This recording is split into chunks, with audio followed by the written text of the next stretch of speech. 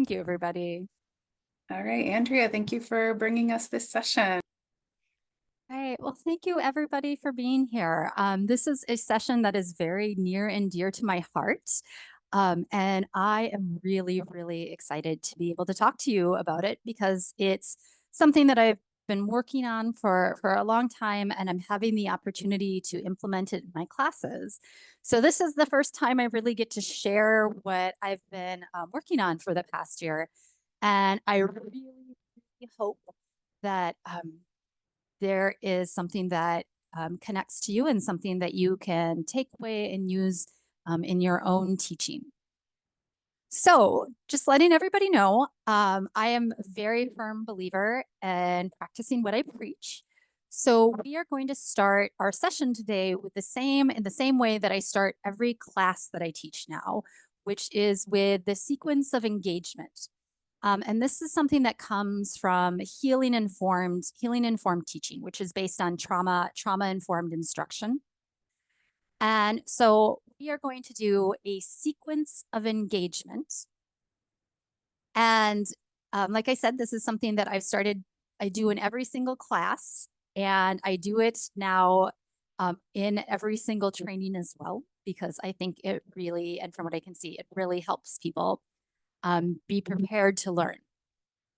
So, sequence of engagement. We are going to engage the 3 different primary regions of our brain. And we're going to start with calming down the basement of our brain, which is the midbrain and brainstem. And this is what connects to, the survival state, the idea of, am I safe? So I am going to ask people to turn on your cameras. Please stay muted, but do turn on your camera. And if you're able, hold your hands up with your palms facing the screen. Okay? And now I would like you to raise your right hand up and down. So right hand is going up and down. Great. And stop. And now left hand is going side to side like a windshield wiper. Okay. Oh, I'm doing this and I hear my shoulder joint clicking, which means I need to get back into doing physical therapy. All right. And now stop. And now please do both at the same time. So right hand is going up and down and left hand is going side to side. Okay. And stop. And now switch. Left hand is going up and down. Right hand is going side to side. And I'm seeing things are starting to look, and I can feel myself, we're a little more off kilter. Okay. Now, please cross your arms in front of you.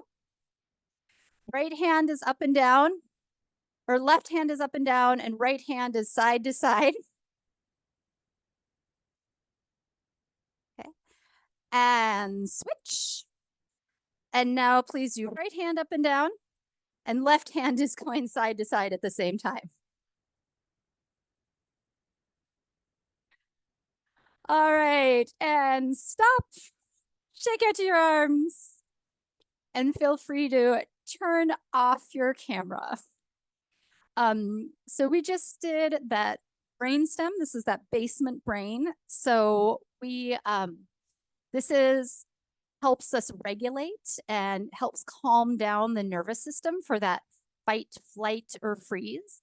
And so we just engaged the senses. We got kind of out of our brain and into our body. Because when you're doing that, you really have to focus on moving your body.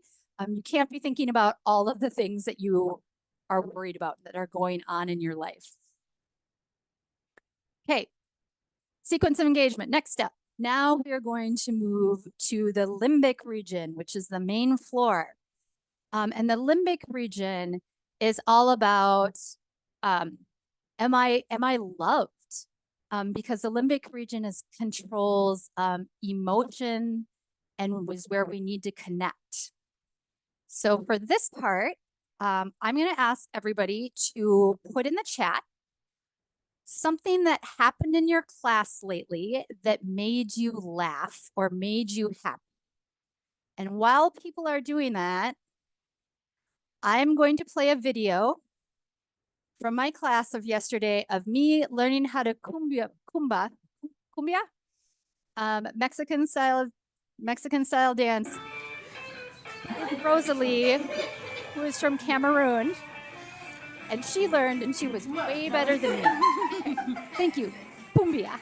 Thanks, Allison. So this is me. This made me laugh.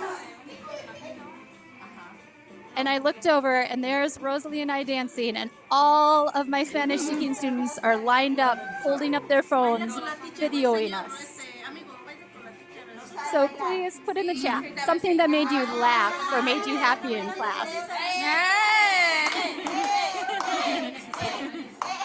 And there's my student Wilmer dancing with Susan.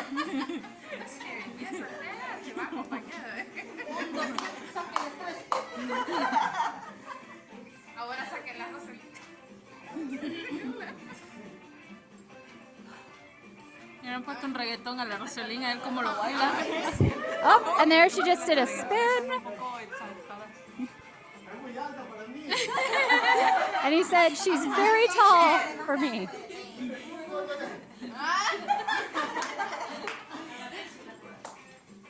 All right, so I'm going to stop that there. Okay. And I hope everybody gets a chance to read through the amazing things. Oh my gosh, Anna, kitchen and chicken. Yes, we were just laughing about that last night. Mm-hmm. Yes, Patsy, every time hilarious. Okay. So we just did that main floor, the limbic region, where you connect and come together and you answer that question, why am I loved? Thinking about the connections we have with learners.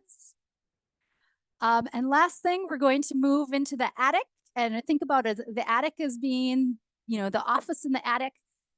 This is the cortex. This is where all of the executive function happens and the critical thinking. And now we're going to move into my session because we have calmed down the basement, which regulates all our nervous system. We've done some connection on that main floor. And now we're in our attic office and we are ready to learn. So here's what we're going to talk about today. I'm going to be talking about two classes that I teach. My English 1-2 class, I'm going to give you the background and overview. We're going to look at the reading routines and explanations of them that happen in that class. And then we'll do a pause and reflect. I'm going to be keeping an eye on the time. So the pause and reflect might happen in the chat if we're a little short on time. If we have time, we'll be able to spend 5 or 6 minutes in breakout rooms. Then we'll move into another class that I'm teaching, which is literacy and communication for careers. We'll look at the reading routines and the explanation, and then we'll pause and reflect. So let's look at the first class, which is an English 1-2. And there is Rosalie, who is my dance partner, and is a much better dancer with me. She was teaching me how to cumbia, and she had just learned it the same time I did, and she was then demonstrating to me how to do it. So these are two of the learners from my class. So I wanted to show their faces instead of just showing myself, because the learners are hands down the heart and soul of this class. So the class makeup, who is in the class? I have a pretty wide range of CASA's reading scores.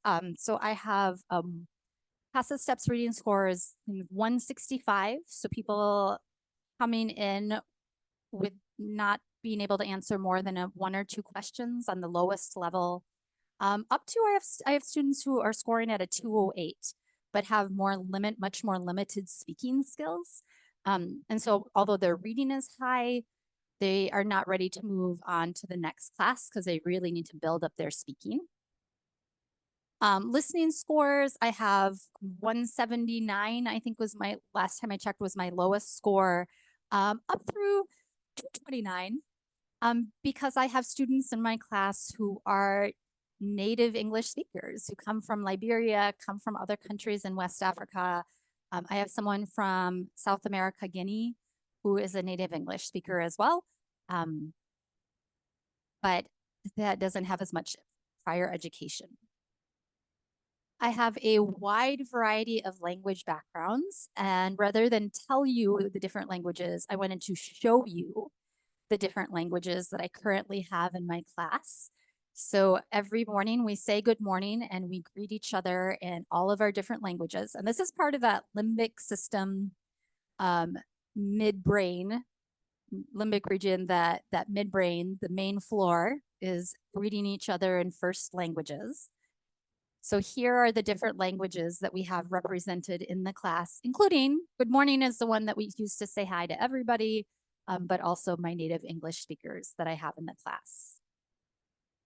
Yep, and it's fun because now I hear, even before we do this, somebody will walk in and students will turn around, my Spanish speakers will turn around and be like, ah, Bel Kejam, or Najong. And I also have a very wide variety of prior educational experience. So like I mentioned, I have learners in my classes, my EL 1-2 classes, who are native English speakers, but have never had an opportunity to go to school before, often because of lack of educational opportunities or civil wars in their country. We have people who were managers, had higher education in their previous country, but more limited speaking in English and more limited reading. I have 15 to 25 learners a day. You just never quite know who's going to be there. This class is taught hyflex delivery methods. So I have anywhere from 2 to 10 learners online, and then anywhere from, 8 to 20 learners in the classroom. And students do shift back and forth. So I have one student who comes online for 1 week and then she goes in person, comes to in person for the next week. I have students who during Ramadan came online and now are coming back in person. I have some students who are exclusively online because of childcare and transportation challenges, and then some students who just come in person. Right. And this class is 3 hours a day and it is 4 days a week. So we are talking about reading routines. And so I wanted to share, oh, and Luella, I just saw what you popped in the chat. I'm stealing that. That is delightful. We're talking about routines. And this is a quote I use all the time because I have just really decided to lean into routines this year, and it has completely transformed, well, my teaching experience and my learners' learning experience. And so this is from Learning to Teach, Not Just for Beginners by Linda Shalloway. And she writes, routines are the backbone of daily classroom life. They facilitate teaching and learning.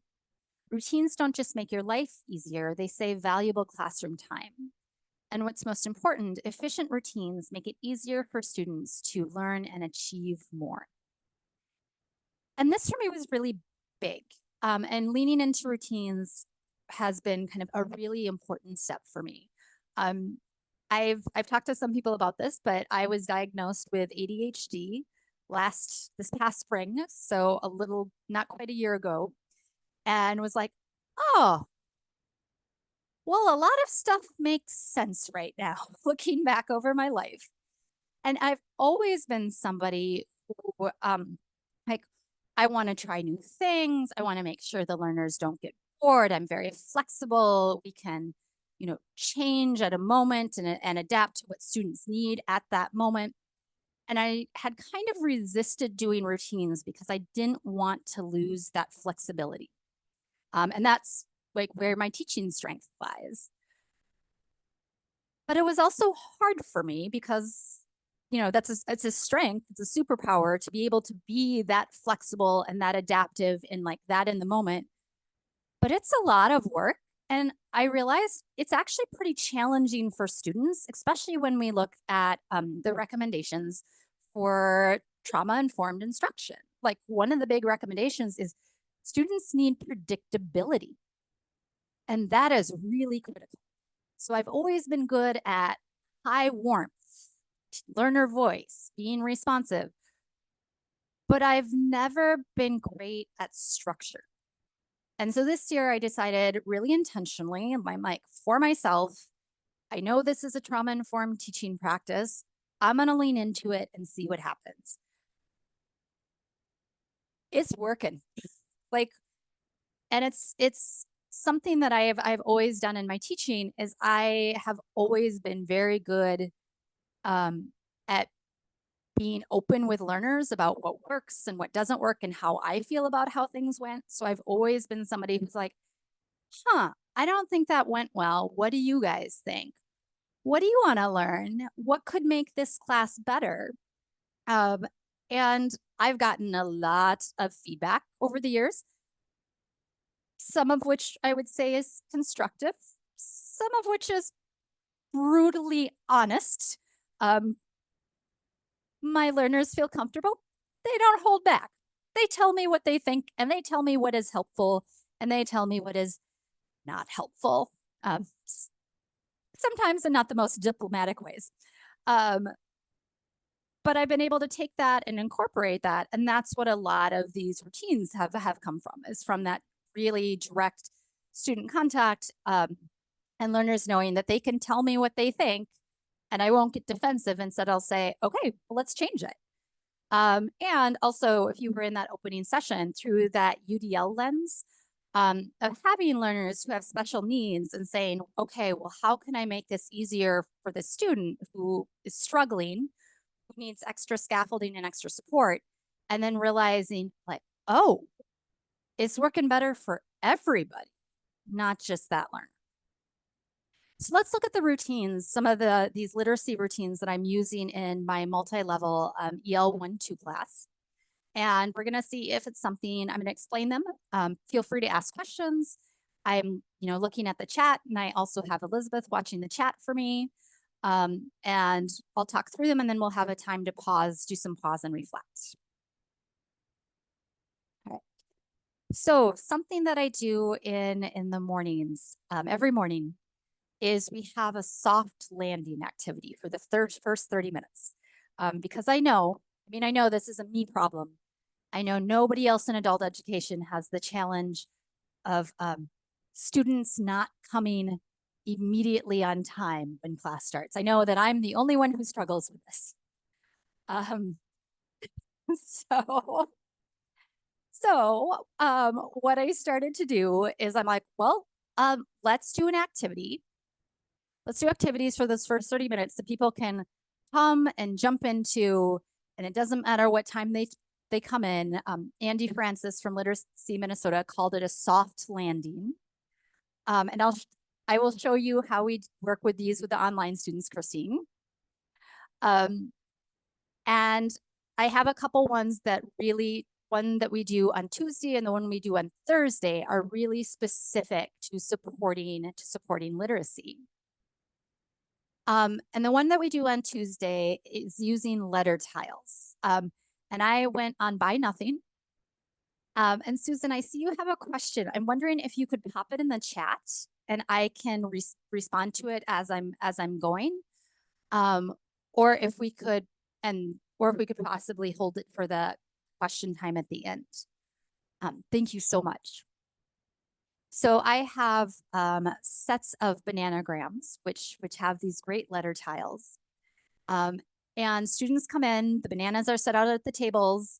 I say, they come in, they open their bananas, they pull out the tiles, and then we spend some time practicing our different vowel sounds. The first thing we do is we pull out the 5 vowels and we practice naming them, and then we do the different short vowel sounds because that's really challenging for students, especially that it sounds extremely similar to a lot of learners, that short A, E, and I. So we practice doing words that, please spell pot. Okay. Now change pot to pat. Now change pat to pet. Okay. Now change pet to Pete. What do? We add the silent E. Okay, let's sound it out. Eat. Okay. Let's spell the word ran. N. And everybody pulls those up. Okay. Now, please change ran to rain. How many letters? How many sounds? And learners get that hands-on kinesthetic practice, and we're reinforcing the different phonics patterns that we're working on in class with the next section that I'm going to show you, which is ABC English. So what we do for the online students is I have a document camera, and I have one at home, but I don't have a set of bananagrams, or else I would show you. But here's my document camera. I turn that on, and I have a set of tiles that I lay out. And so I'll spell things, and learners at home don't have the tiles, but they write down in the notebook as we're going. My students in class are moving around the tiles. Oh, and great. I see Luella shared a website for making words and alphabet tiles for online students. Thank you. That's fantastic. That would be it, which would be another option for learners online to be able to see it. I just use the document camera. Sometimes I'm kind of low tech. So we do that for 30 minutes. It's a great way to reinforce those phonics concepts. People walk in 20 minutes into the activity, they sit down, they open their banana, they just jump right in. Then the Thursday routine that we do is the soft landing with sight words. So a lot of words in English that are in those top 200 words or that we use all the time that don't follow the phonics rules. Let's think about the word hey. H-E-Y doesn't follow the rule. How about to? T-O. T-W-O. Don't follow the rules. Find, which we use all of the time. Find this, find that. F-I-N-D, should be finned. It looks like it should be finned. So we have all of these words, some of which are in the most common list, and some of which I've said, well, we just use this all the time.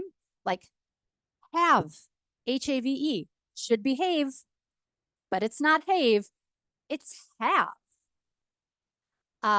So, oh, and thank you, Rita, I like that comment. Patterns. So learners come in, and I have sets of words. I have two different colors, either yellow words or blue words.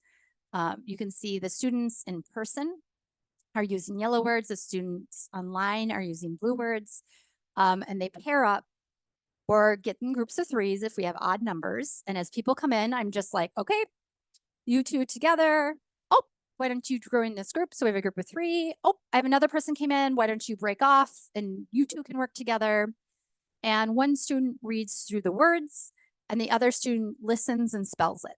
And then the student reading confirms and checks. And this works actually, I can do this with my hyflex students, where in this case, I have a student who has come up and she's doing it in person. So she has the words and she's reading the words, and the online students you can kind of see on the screen have their cameras on and are spelling the words. And I've sent home whiteboards and markers. So they spell the word and then they hold it up so the person can check. And then what I'll do is I'll use WhatsApp and I will send a photo of a set of 10 to 12 words to an online student. and then I'll pin them, and they will read the words from their WhatsApp, from their phone, and then they'll write it on their whiteboard, and then they'll hold it up so that this other students can check and can see. Or in one case, yesterday we were doing this, and the student was like, turned on her camera, and she showed me her marker was dead. So I was like, okay, just write it in your notebook. She's on her phone. She just flipped her phone around. And so she was using her phone to show what she was writing in the notebook. And it worked really, really well. So my online students can do the exact same activity and get some familiarity with those sight words. The next routine that I do is using ABC English. I'm going to share a little bit of a video so you can see what an ABC English lesson looks like. And this is a video I actually recorded for my learners because students miss a class and I want them to be able to see the activity. So I'm going to play it, but I'm going to kind of just skip through it to give you a sense of what it looks like. But the slides, the slides for ABC English are there. And if you go to the website, you can get a 30-day free trial. And then if it's something that you think is interesting, there are teacher training videos, and it is $90 a year to access probably well over 1,000 different slideshows and resources. So very worth it and very affordable for programs. All right, so I'm just gonna have us watch about 3 minutes, but I'm gonna kind of jump us through so you can see what it looks like.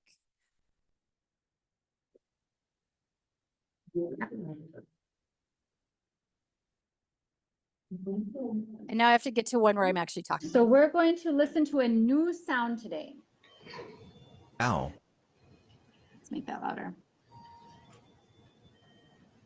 Ow. Can everyone say that? Ow. Ow. Ow. Ow. Ow. Ow.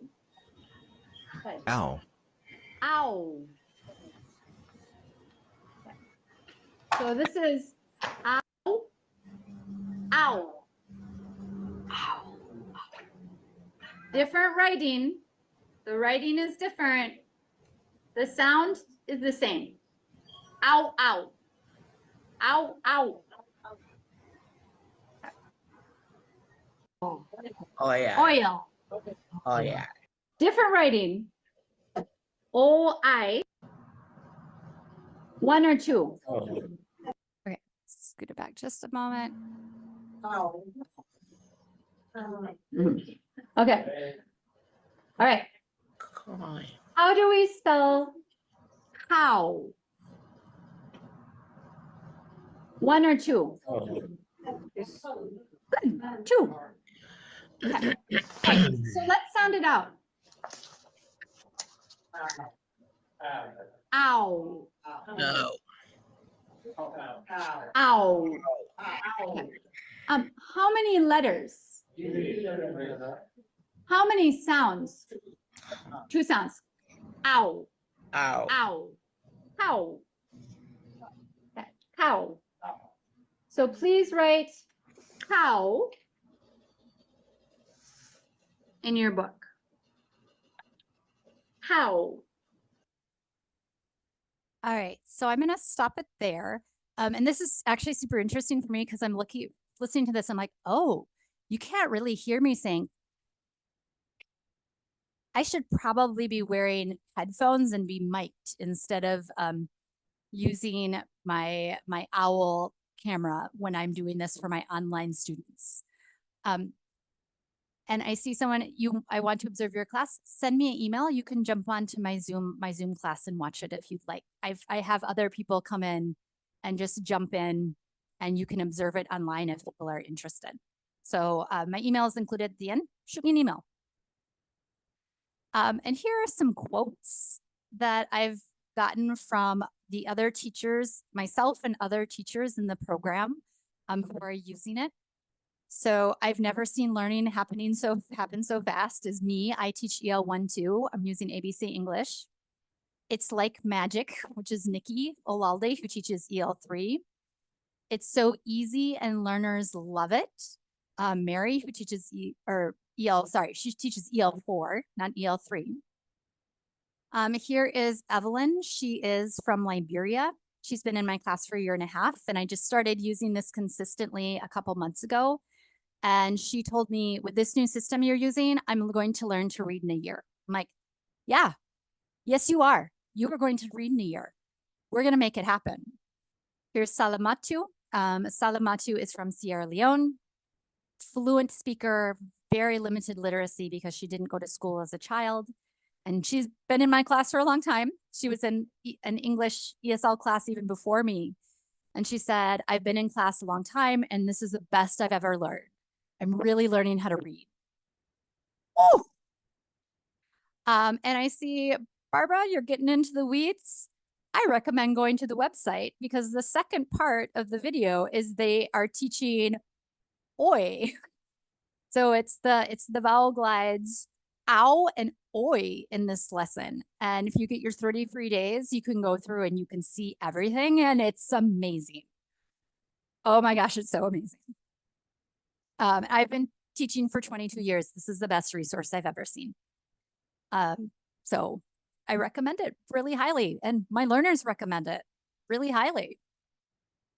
And the last thing I wanted to show that I use in my EL 1-2 class is conversation and reading.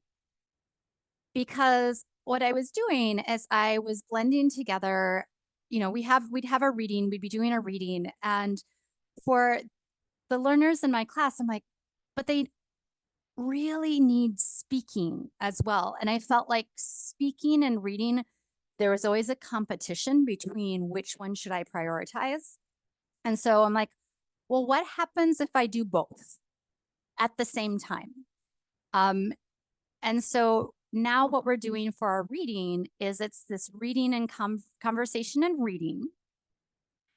And so I will maybe do some pre-teaching, like here's the words cheap and expensive. And here's the word total. And here's the situation. We have somebody's shopping. And then I have the learners listen to myself, and I often have a volunteer, and we read through the dialogue. So this is a dialogue that I write. It connects to what we are doing in class, in our overall unit. This is our shopping unit. We use ventures, and I'm able to pull in language that the learners are excited about using. And then I'm able to make some connections, like where sale. We practice the long A patterns in our ABC English, and A jump E with a silent E was one of them. So we can practice that. And cash, that's a short ah sound. We can practice that. Change, it's NG is one sound. That's A jump E. So the learners listen, then the learners take turns. They'll read black, I read blue, they read blue, I read black. And then they get into groups of 3 and they take turns reading it. One student reads black, one student reads blue, and then the next they switch. And so everybody gets a chance to read both parts of the dialogue. So there's one example. Here's another example. And also, as they're doing it, learners are reading, they're getting challenged. It's based on what they want to learn, but they're also learning important words like discount, advocating for themselves. I thought these clothes were on sale. I'll pay, oh, there's another long A, that AY pattern. So this is one that we use for clothes and shopping. Here's another example that I wrote that is representative. I have an Afghanistan learner in the class. And so I did this, and she looked at it, and then I was like, Shukriya. She is an adult emergent reader. She didn't go to school before, but she was able to stand up and model it in front of the class. And then I asked her, and she was like, "No, I don't buy. I sew them. I make them." And so here is Shukriya with one of her dresses that she made. She also makes her daughter's dress. And here's the dialogue we did the next day, where the students were given the compliment, and then she was saying, "I made it myself." And they said, "That's amazing. You are very talented." And Shukriya got up and she read it by herself in front of the class. And this is a woman who hasn't gone to school before, but she was able to read it because it was her kind of her words. And then she got the entire class saying, "That's amazing. You're very talented," to her. And then the next step that we do is we then put it so students have the opportunity to then try the dialogue, but now they're substituting in their own answers. Like, "Your shirt is really nice. Your dress is really nice. Thank you. I bought it at, it was on sale for," and then they're saying a price. So this is how we're doing our reading and conversation. And I'm trying really hard to intentionally connect it back. Bought, there we've got a sound, one of the sounds. Really, there's our long E sound that we're using. Go, there's a long O pattern that we learn. To, there's a long, kind of that long oo, that oo pattern we've learned. So connecting this back to the phonics that we're using. Also, this part is really great because I have a lot of learners, like I said, who are native English speakers, but are not extremely strong readers yet. And so during this part, I'm able to put them in groups where they are working with learners who have higher literacy skills, but lower speaking skills. And this is a chance for my kind of West African learners or my East African learners who have those high speaking skills to take on leadership roles, because reading might be a struggle for them, but they can speak perfectly. And so they can help the learners with pronunciation, and they have a chance to shine and be the teachers.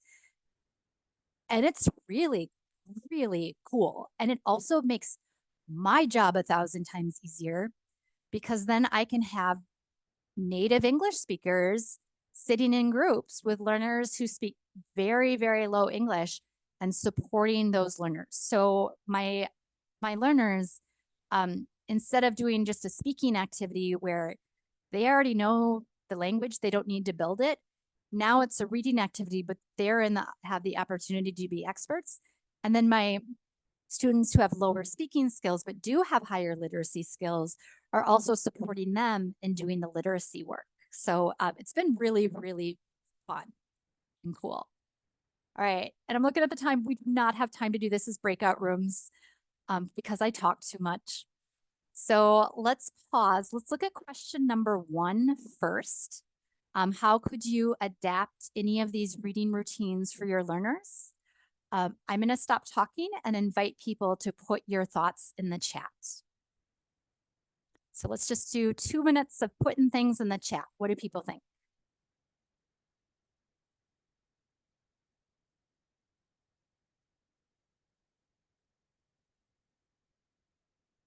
So our reading routines were those soft landings, ABC English, which takes 15 to 20 minutes because those lessons are made to be standalone short lessons. And then the reading and conversation I do helps contextualize it. And then that convert those reading, conversation, and dialogue.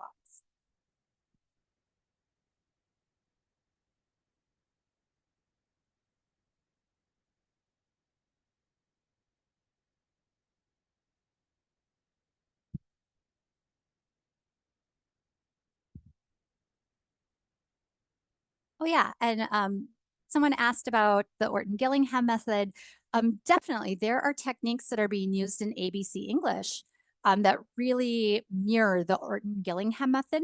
The thing that I like about ABC English is everything is there, and it's been specifically created for adult language learners with more limited literacy. Okay. Yeah, and then I see someone's commenting rolling enrollment. I mean, this works really well because you have that rolling enrollment.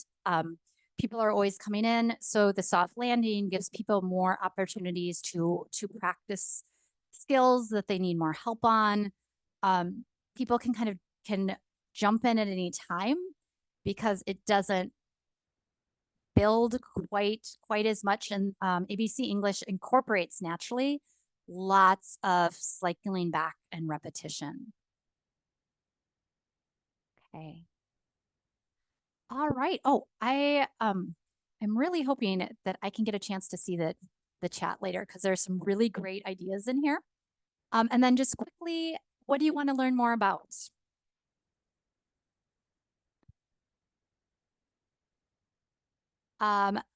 Good readers for low level that works online.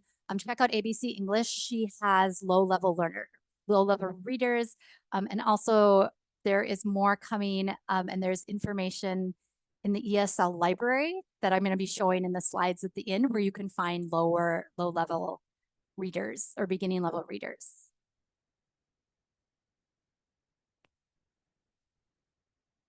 And I do want to point out mid-level reader strategies. ABC English, their fast track phonics is designed for students who are mid-level readers because it's only 15-20 minutes and it's helping establish the foundations of English. It's not just brand new people.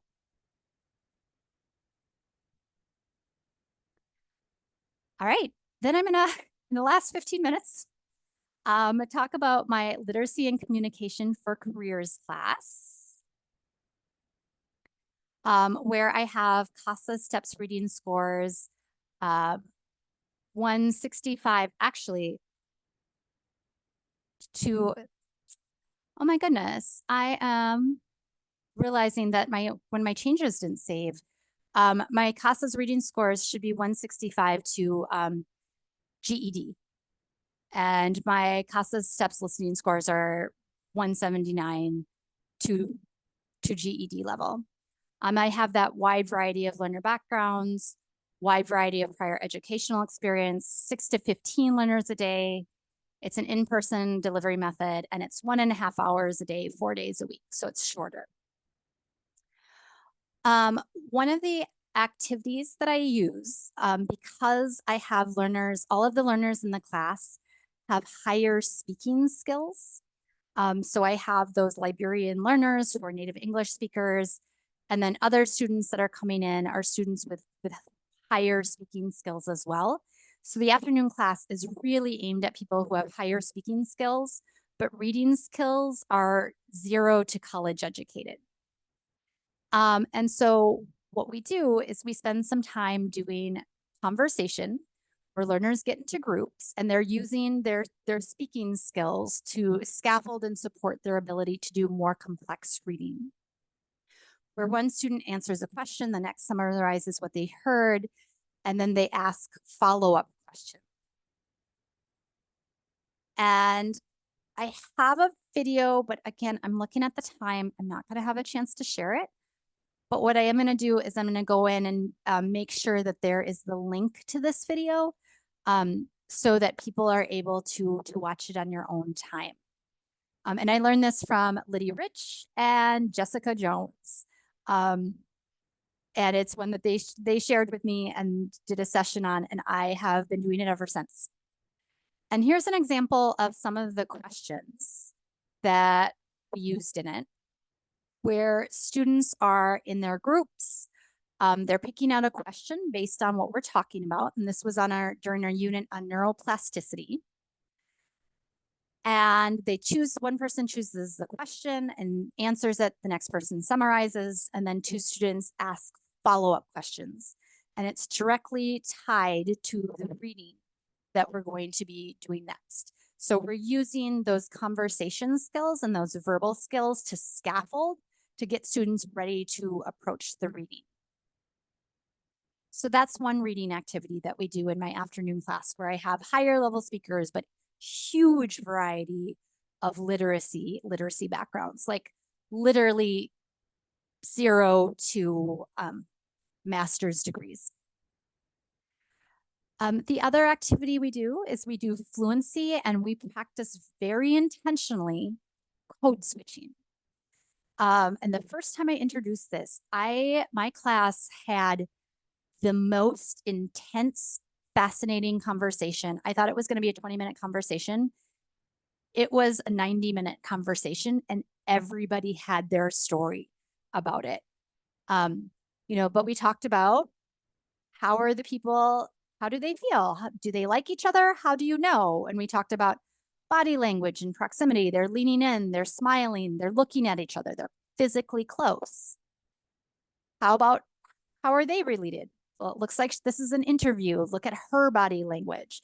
And you know what? We change our body language and we change the way our voice sounds and our intonation based on the situation and who we're talking to.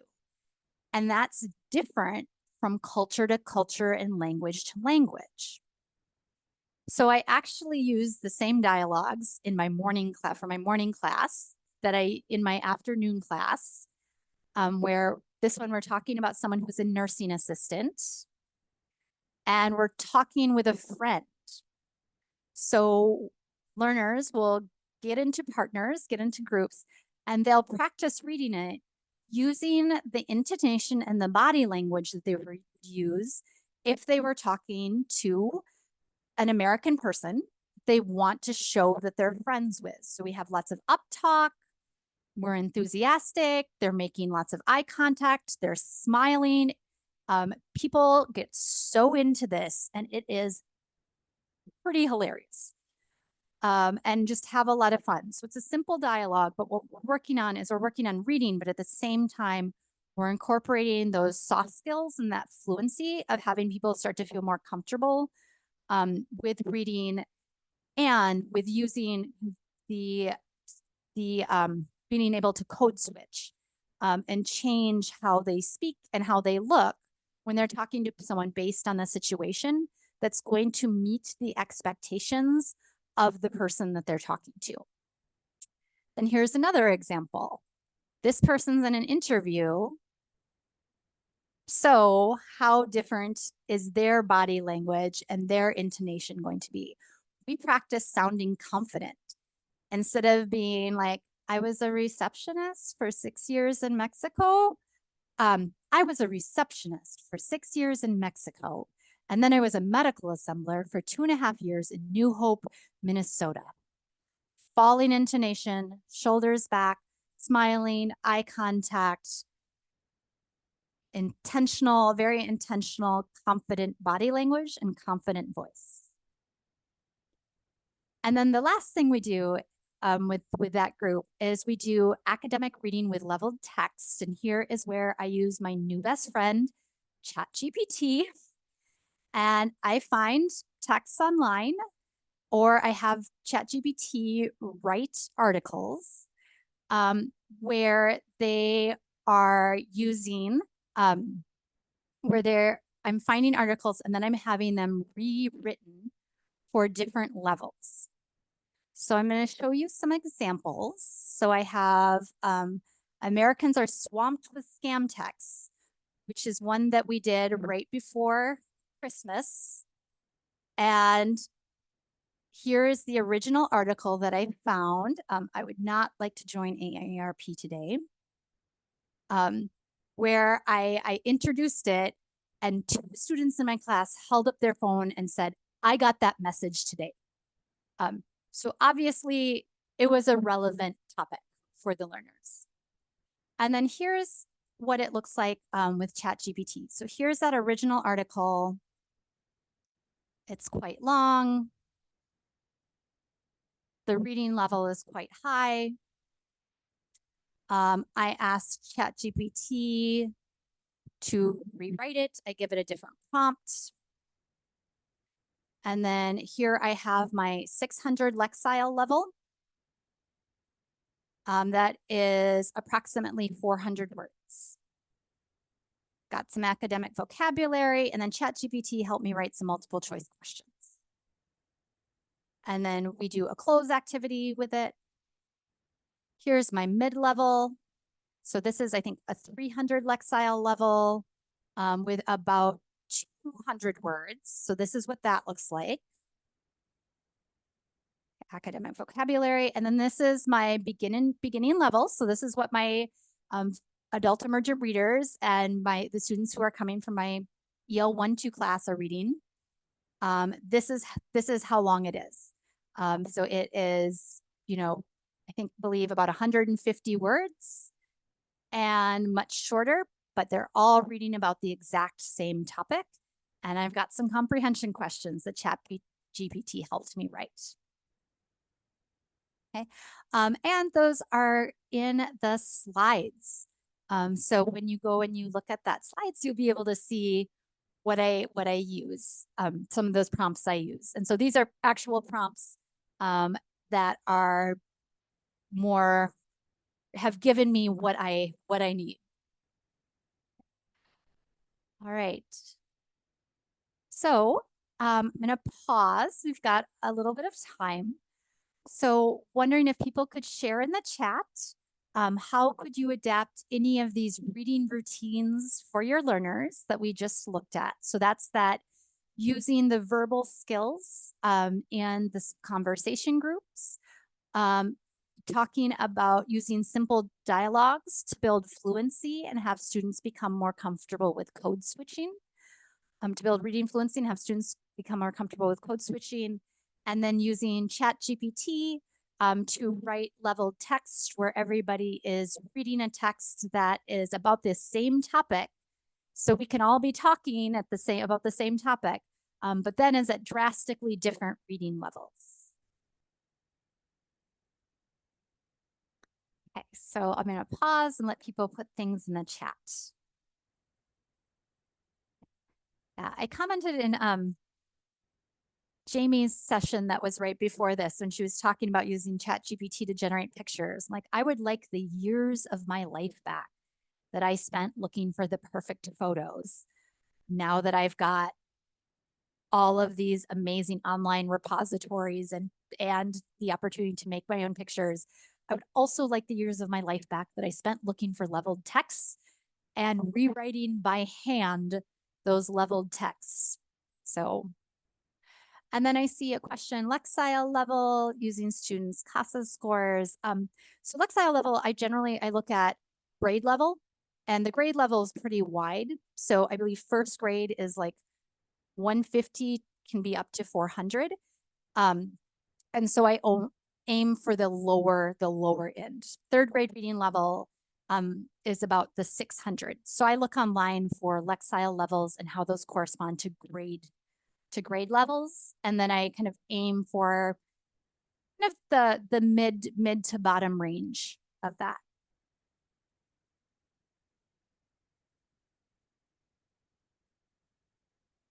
Yeah, great. I see a lot of excitement about ChatGPT and some good examples. Inuolu, thank you. Yeah. All right. Anything that people want to learn more about? Any questions? We've got 5 minutes. If people have questions about those 3 routines. Oh, thank you, Elizabeth. CCRS Blue Book for Lexile levels. Thank you for sharing that. Yeah, I was at first when I was using ChatGPT, I was using grade levels. But then I found when I use grade levels, when I'd say first grade, the rewriting would be pretty childish. So like, in the event of a fire, should you rescue your toys? No. I'm like, I don't think my adult learners are thinking about if they should save their stuffed animals. They're thinking about, should they save their kids? So when I use Lexile level and then I say for adult learners, then I get the writing's at the correct level and the content isn't childish. Yeah. And also want to highlight, Lexile level is just a start, and you can have texts that are really, really quite complex, with the Lexile level being quite low. And when you're using ChatGPT, you use it, and then you need to get your eyes on it and read through it and say, what adaptations do I want to make? How can I bump this up or make it more connected to my learners' lives or the language that we're using? Or do I need to do things to bring it back down?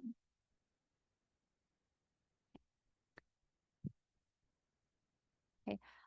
You can also put things into ChatGPT and ask them to say what Lexile level, or like I am doing, I'm just having ChatGPT write it at the appropriate Lexile level.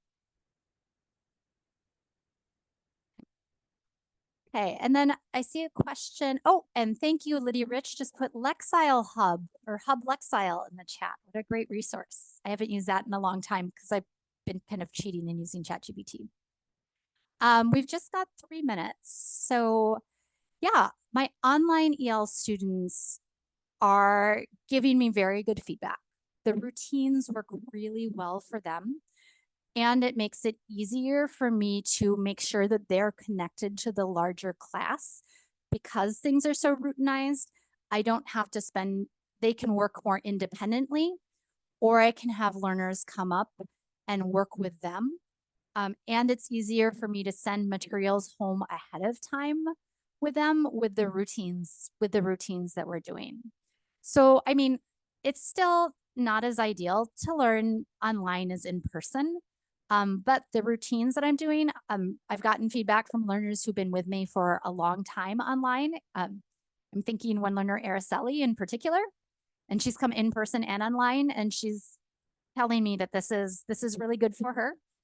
And her grandson, who's 3 years old, went to preschool and knew his ABCs and his numbers because he sits with her and listens.